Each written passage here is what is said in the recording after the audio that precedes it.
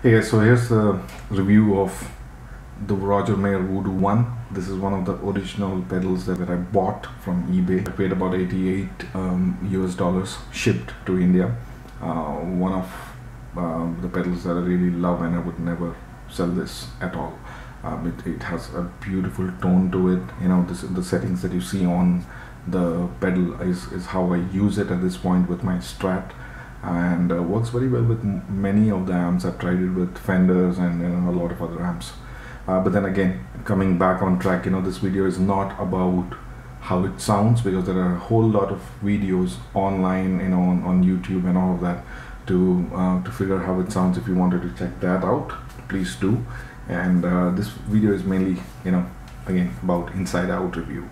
Talk about how it's built, how well it would hold up, given the fact that this is made in the UK.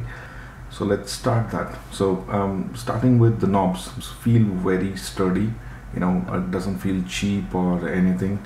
I mean, although since this is a used one, I actually had to clean up the contacts on the pots, and once done, it was all good, because the pots were a bit scratchy.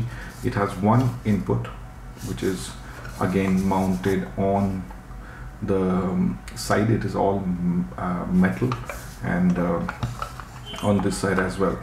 And then here's a DC jack, 9 volts in. It's actually recessed inside, so it's good in a way that it would not hold, take up a lot of space. And here's the back, says hand built in the UK, and a distortion active splitter. It has 2 outputs, 2 amp outputs, so you could actually plug in 2 amps.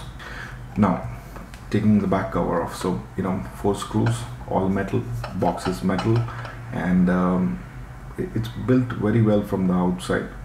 A regular 1590 BB chassis or enclosure, and once you take the lid off, that's what you see, the guts.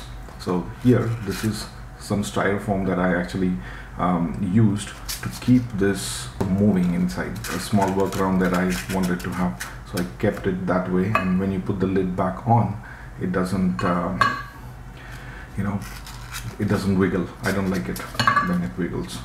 And has a 2 PDT switch, amp 1 and amp 2 outputs, the input jack, and the DC jack. It is mounted on to the PCB, and the pots are also mounted on the PCB. As you can see, these are the pots, the pot lugs. They're mounted on the PCB.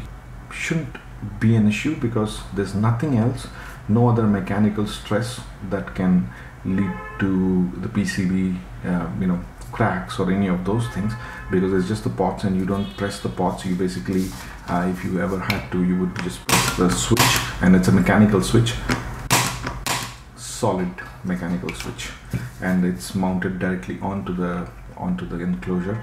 Nothing connected or not soldered onto the PCB, right? And the input and output jacks are also good quality. The part that meets the enclosure is all metal on all of them. So the only gripe is that the DC jack is mounted onto the PCB, so you need to be a bit careful. But it's not that it would fail right away, but this is a nice solid, doesn't wobble or bend. The build quality as such is just a simple single-sided PCB, no markings on the diodes or the resistors or the capacitors or the IC or the transistors and all of that. So fairly low profile build quality. Low profile, not low quality. It's a very good build quality, I would say. And I think if only they could have done something about this, where it just keeps wiggling. If I had to actually put the cover on without my styrofoam and shake it, you can hear that noise. So, which is why I put this here, right here, and I put the styrofoam on it. All right, it's playing with me. All right, so styrofoam on it, and close the box, and nothing, right? So build wise, it's good. It's really good, and I would definitely recommend this pedal for anyone who's a Jimi Hendrix fan, and you could definitely like the way it's built and the way it sounds and all of that. Hopefully you like this one too, and if you like, please give me a thumbs up, and please leave your comments on anything else that you think I should cover as part of these videos. Would be great help. Thank you.